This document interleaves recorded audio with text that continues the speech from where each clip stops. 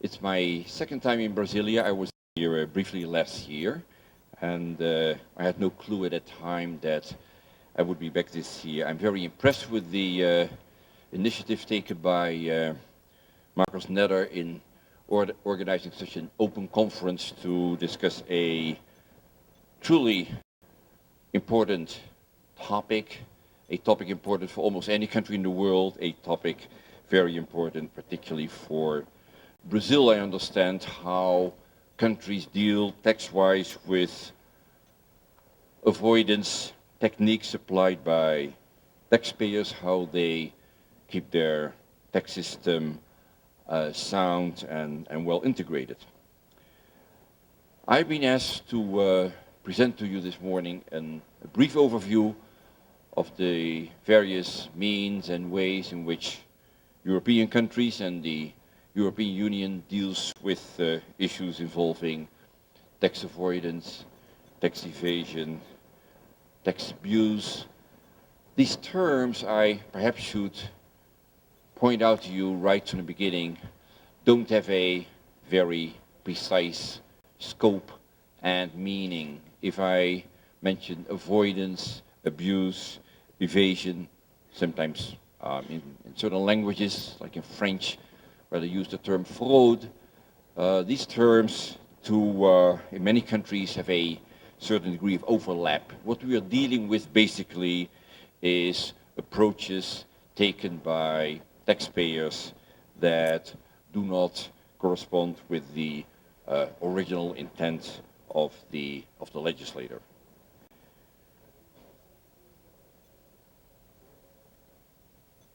In Europe, we deal with rules in respect of anti-avoidance at three levels. In the first place, we have domestic rules laid down either in a domestic statute or developed by a domestic court. Secondly, there are rules which are laid down expressly in treaties that countries have concluded among themselves. And in the third place, there is a novel category of anti-avoidance, anti-abuse rules, which are based on the European Union tax law. I will not discuss the tax treaty-based rules. They will be discussed by Raffaele Russo later today. So I will focus on the first and the third category listed here. There are different perspectives from which one can address these various anti-avoidance rules. Countries initially, and when I say initially, I mean in the beginning of the development of their tax systems, one should be aware of that in Europe, tax systems started to develop quite early, actually the end of the 19th century. And already in some of these early statutes, you find rules that may deal with avoidance of tax. Taxes were usually quite low. Percentages were rarely above 10, but even in the early days you already find rules. And these rules typically have a very general focus. They don't particularly deal with cross-border structures, because cross-border structures a century ago were evidently not that important yet.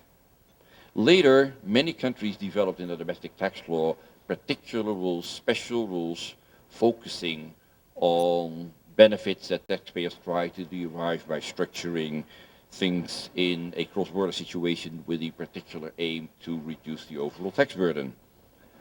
And particularly in Europe with great many small countries, I myself being from Holland, truly small. If I live in The Hague, if I get on my bicycle in the morning and I keep cycling eastwards, I'll be in Germany before dinner time. So it shows how small a country can be, and Belgium is about the same size, and Luxembourg is even much smaller. So in these countries, cross-border effects are much more important than in large countries like Brazil and the United States and India and China.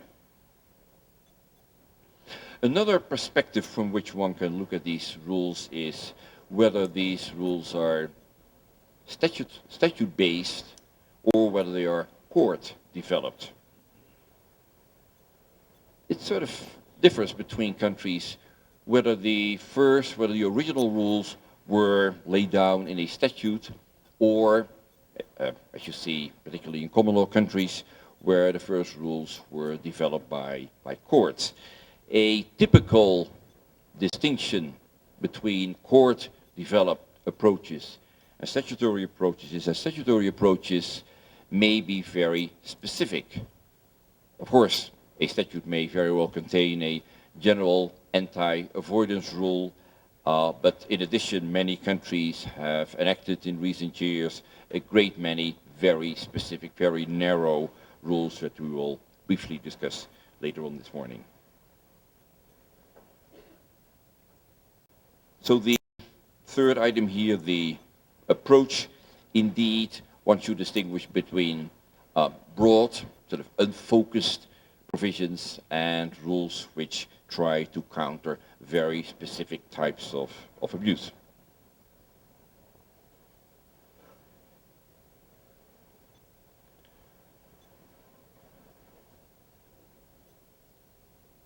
Let's first take a look at the rules that countries have in which a broad approach is taken to avoidance. I've listed here 5 regimes. And I must explain right in the beginning that while many countries have at least 2 or 3 of these rules, both within a single country, and certainly among countries, there's a lot of overlap between these different rules. When we see, for example, substance over form, the second approach, and we see the third approach, abuse of law, it would not be surprising to find that in one particular country, a given type of abuse is considered to be suitable for being dealt with under a substance over form approach, whereas in other countries, typical abuse of law rule would be used to counter that type of particular abuse. So let's take a brief look at each of these various approaches. If we first look at what they call with a single term, I think it's a US term of US origin, sham, or legally ineffective transactions. It's an approach that you find in a large number of countries. It's probably the most universal type of approach that countries take.